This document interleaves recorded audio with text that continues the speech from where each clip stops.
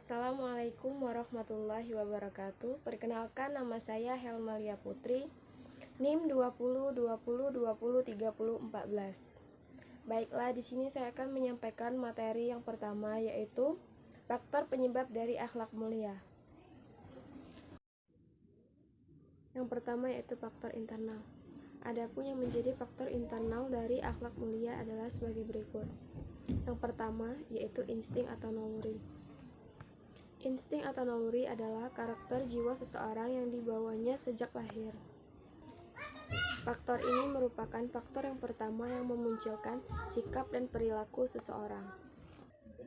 Tetapi karakter ini masih dipandang primitif karena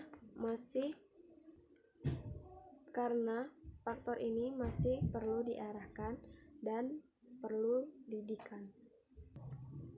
Yang kedua yaitu adat atau kebiasaan. Adat kebiasaan adalah setiap tindakan dan perbuatan yang dilakukan seseorang secara berulang-ulang sehingga menjadi kebiasaan. Abu Bakar Zikir berpendapat bahwa perbuatan manusia apabila dikerjakan secara berulang-ulang sehingga mudah melakukannya disebut dengan kebiasaan. Yang ketiga yaitu keturunan.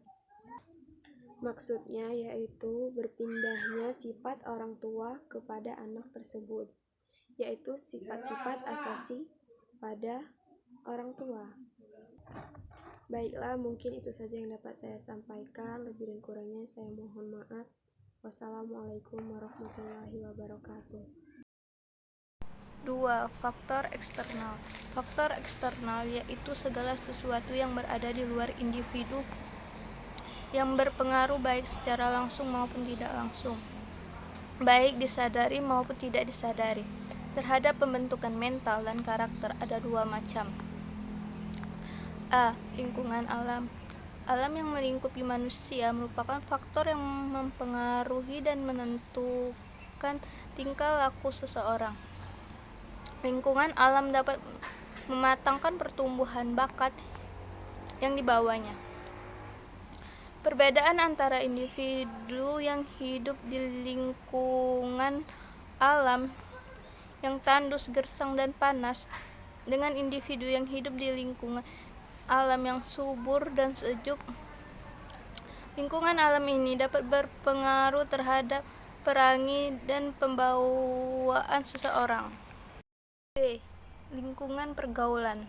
Untuk menjamin kelangsungan hidupnya, manusia selalu berhubungan satu sama yang lain.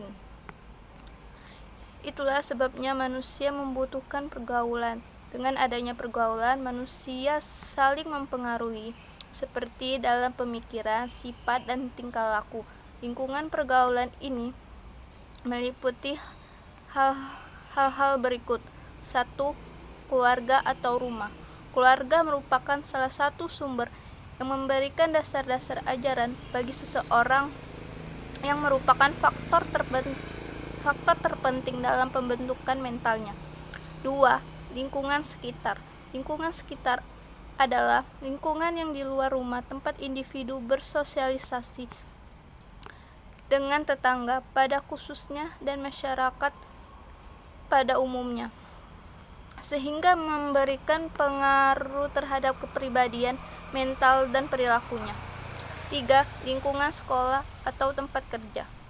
Lingkungan sekolah atau tempat kerja di mana individu melakukan segala aktivitas di tempat tersebut berpotensi untuk memberikan pengaruh terhadap karakter dan perilakunya. Ada juga 3 faktor aliran yang sangat amat populer. Yang pertama, menurut aliran nativisme, bahwa faktor yang paling berpengaruh terhadap pembentukan diri seorang adalah faktor pembawaan dari dalam yang bentuknya dapat berupa kecenderungan, bakat, akal, dan lain-lain. Jika seseorang yang sudah memiliki pembawaan atau kecenderungan kepada yang baik, maka dengan sendirinya orang tersebut menjadi baik. Aliran ini tampaknya begitu yakin terhadap potensi batin yang ada di dalam diri manusia, dan hal ini kelihatannya erat kaitannya dengan pendapatan aliran intuisisme dalam hal penentuan baik dan buruknya sebagaimana telah diuraikan di atas. Aliran ini tampak kurang menghargai atau kurang memperhitungkan peran pembinaan dan pendidikan. 2. Menurut aliran empirisme, bahwa faktor yang paling berpengaruh terhadap pembentukan diri seseorang adalah faktor dari luar, yaitu lingkungan sosial, termasuk lingkungan pembinaan dan pendidikan yang diberikan. Jika pendidikan dan pembinaan yang diberikan kepada anak itu baik, maka baiklah anak itu. Demikian jika sebaliknya. Aliran ini tampak begitu percaya kepada peran yang dilakukan oleh dunia pendidikan dan pengajaran. 3. Menurut aliran konvergensi berpendapat pembentukan akhlak dipengaruhi oleh faktor internal, yaitu pembawaan si anak, dan faktor dari luar, yaitu pendidikan dan pembinaan yang dibuat secara khusus atau melalui interaksi dalam lingkungan sosial. Fitrah dan kecenderungan ke arah yang baik yang ada di dalam diri manusia dibina secara intensif melalui metode. B. Metode pengembangan akhlak mulia. Metode dalam Kamus Bahasa Indonesia adalah cara yang telah diatur baik-baik untuk mencapai tujuan. Sedangkan pembentukan berasal dari kata bentuk yang berarti wujud atau rupa. Sedangkan akhlak dalam bahasa Arab adalah bentuk jamak dari khuluq yang berarti budi pekerti. Secara terminologi, akhlak menurut Imam Al-Ghazali adalah sifat yang tertanam dalam jiwa. Sedangkan akhlak terpuji yaitu akhlak yang baik sesuai dengan ketentuan agama Islam. 1. Metode peningkatan kualitas akhlak. A. Dengan memberikan penjelasan bahwa adanya balasan bagi orang-orang yang berakhlak baik. B. Bagi orang-orang yang berakhlak buruk juga akan mendapatkan balasan yang buruk. C. Berpikir ke masa depan, yakni adanya persiapan bahwa hidup tidak hanya di dunia saja. D. Muhasahah atau introspeksi diri, yakni meneliti diri sendiri. Meningkatkan kualitas akhlak, yakni dengan cara senantiasa menambah ilmu pengetahuan baik dengan cara melihat, membaca, mendengarkan ceramah maupun pengajian dari lingkungan sekitar. 2. Metode pembinaan akhlak. Ada 6 metode dalam pembinaan akhlak. Dalam perspektif Islam serta pendapat dari pakar pendidikan Islam. 1. Metode uswah atau teladan, semua yang pantas untuk diikuti. 2. Metode pawidiyah, pembiasaan. Secara etimologi, pembiasaan asal katanya adalah biasa. Dalam Kamus Umum Bahasa Indonesia, bisa artinya lazim atau umum. 3. Metode mau'izah, nasihat. Mau'izah berasal dari kata wasyu, yang berarti nasihat yang terpuji, yang memotivasi dengan perkataan yang lembut. 4. Metode kisah, cerita, yaitu suatu cara menyampaikan pelajaran dengan menuturkan secara kronologis tentang bagaimana terjadinya suatu hal. 5. Metode amsyal, perumpamaan. Metode ini banyak dipergunakan dalam Al-Quran dan hadis untuk mewujudkan akhlak mulia. 6. Metode syawab, ganjaran. Metode ganjaran yang berbentuk hadiah di antaranya adalah memanggil dengan panggilan kesayangan, memberikan pujian, memberikan maaf atas kesalahan, mengeluarkan perkataan yang baik, bermain atau bercanda, menyambutnya dengan ramah, menelponnya kalau perlu, dan lain-lain. Assalamualaikum warahmatullahi wabarakatuh. Perkenalkan, nama saya Khairunisa dengan NIM 2030203109, akan menjelaskan dampak akhlak mulia. Pembagai keutamaan akhlak yang bertalian dengan Tuhan seperti menaruh perhatian terhadap sholat, doa, zikir, menjauhinya harap dan cemas. Pembagai keutamaan akhlak yang berhubungan dengan manusia seperti kedisiplinan dalam kerja, mengapresiasi waktu, menjauhi perbuatan sia-sia.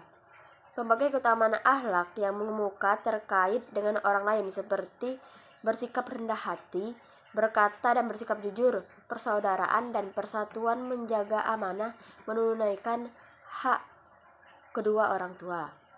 Selanjutnya, keutamaan akhlak pada diri manusia. Al-Quran menaruh perhatian penting terhadap penyucian jiwa dan pencapaian akhlak yang inherent dalam jiwa, sedemikian sehingga apabila seorang di hari kiamat tidak memiliki akhlak yang mulia, maka tidak akan meraih kebahagiaan. Selanjutnya, Al-Quran melalui akhlak mulia dan penyucian jiwa sebagai bidang kejayaan manusia. Selanjutnya, keutamaan akhlak bersikap hak dan berakhlak terpuji seperti keutamaan akhlak yang lain. Dan selanjutnya kemudian melenyapkan kebencian dalam berinteraksi dari berhubungan dengan pekerjaan. Boleh jadi sebagian orang memendam kekeruhan, ini adalah bersikap riang. Menarik kecintaan Tuhan dan manusia. Setiap manusia memerlukan eliksir cinta yang sangat berharga dari sisi Tuhan dan para hambanya yang beriman. Dan terakhir, mengeliminasi kelalaian. Imam Shadiq alaihissalam bersabda, akhlak yang terpuji akan melemburkan segala dosa dan sebagaimana matahari melemburkan es. Dampak rohani. A. Memimpin menuju keselamatan dan siratal mustaqim. Ketika menjelaskan tentang pengaruh akhlak mulia, Imam Ali alaihi wasallam bersabda, seandainya kita tidak berharap dengan surga dan pahala akhirat, dan kita tidak takut akan api dan azab jahanam, tetaplah pantas kita berusaha memiliki akhlak mulia. Sebab akhlak mulia adalah sesuatu yang dapat memimpin kita kepada keselamatan. B. Dicintai Allah. Imam Shadiq alaihi wasallam bersabda, sudah seharusnya kalian menghiasi diri dengan akhlak mulia, sebab Allah menyukainya, dan barang siapa yang memiliki akhlak mulia ini, maka Allah juga akan mencintainya. C. Menciptakan hubungan dengan Allah dan qarib ilallah. Rasulullah Shallallahu alaihi wasallam bersabda, Allah Subhanahu wa taala telah menjadikan akhlak mulia sebagai perantara antara dirinya dan hambanya. Jika salah satu dari kalian memiliki dan mengamalkan sebuah akhlak mulia, maka ia akan terhubung dengan Allah Subhanahu wa taala. D. Mensucikan ruh. Amirul Mukminin alaihi wasallam bersabda, Allah telah mewajibkan iman sehingga manusia suci dari kekotoran syirik, dan Allah telah mewajibkan sholat agar manusia suci dari kesombongan. E. Tameng dalam menghadapi kefasikan dan dampak ukhrawi. Selain semua pengaruh materi dan rohani, akhlak yang mulia juga memiliki pengaruh dalam keselamatan ukhrawi, sebagaimana telah dijelaskan dalam Al-Quran dan riwayat, yaitu ada 1a. Pahala terbaik di akhirat. Dalam Al-Quran, Allah Subhanahu wa taala bersabda, barang siapa yang melakukan perbuatan baik, ia akan mendapat pahala terbaik di akhirat kelak. B. Teman di dalam kubur. C. Terlindung di mahsyar. D. Masuk ke dalam surga. Imam Ali alaihi wasallam bersabda, harga surga adalah amal soleh. Dengan memperhatikan beberapa pengaruh akhlak mulia ini, maka jelaslah bagi kita bagaimana pentingnya menghiasi diri dengan akhlak mulia. Mudahnya perhitungan. Imam Ali alaihi wasallam bersabda, "Perbaikilah akhlakmu supaya Tuhan memudahkan perhitunganmu kelak di hari kiamat." Imam Shadiq alaihi wasallam bersabda, "Akhlak yang baik dan terpuji beroleh kebaikan di dunia dan kebahagiaan di akhirat. Dengan perantara akhlak terpuji, agama seseorang akan menjadi sempurna dan mengantar manusia untuk meraih kesempurnaan dan kedekatan kepada Allah Subhanahu wa Ta'ala."